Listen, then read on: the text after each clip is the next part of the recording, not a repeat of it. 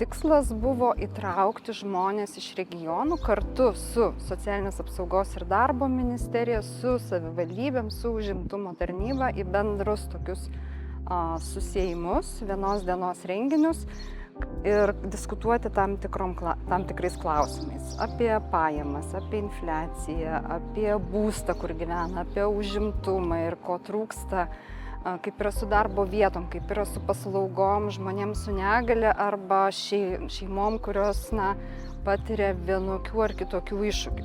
Aistė Adomavičienė iš Nacionalinio skurdo mažinimo organizacijų tinklo.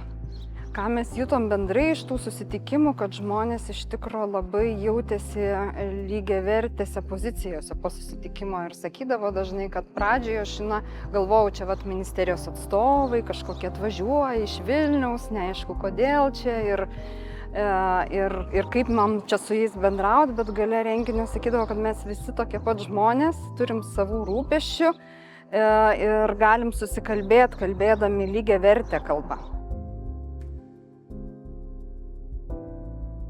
Lietuvoje skursta kas penktas, susiduria su skurdo rizika, tiksliau reikėtų sakyti, ir šitie skaičiai esmingai nesikeičia nuo įstojimo Europos Sąjungą.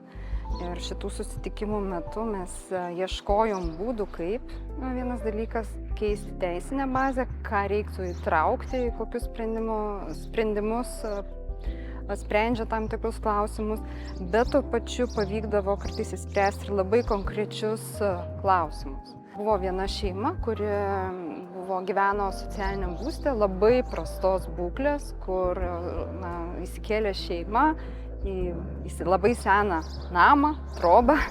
Ir kai pastatė savo šaldytuvą, ten net jis prakrito kiaurai pro grindis. Ir šeima be vandens, be nuotekų, su kūdikiu ten buvo įkelta.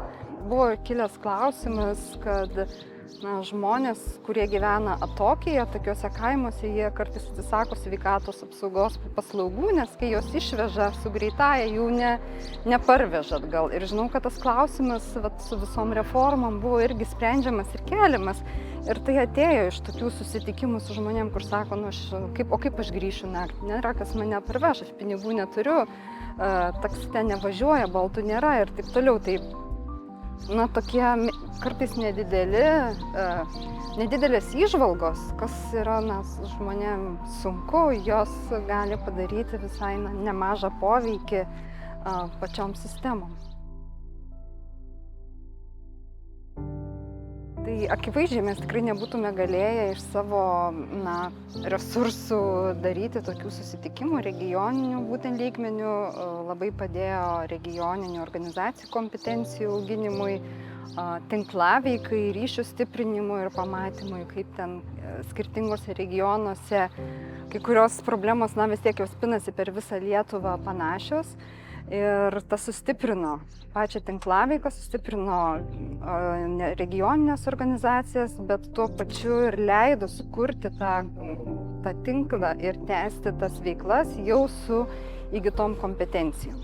Tai vienareikšmiškai čia labai svarbus dalykas, be to mes turėjom konsultacijas ir su Norvegų organizacija, tokiu pat skiečiu kaip mes, kaip jie organizuoja, kaip jie daro tokius susitikimus.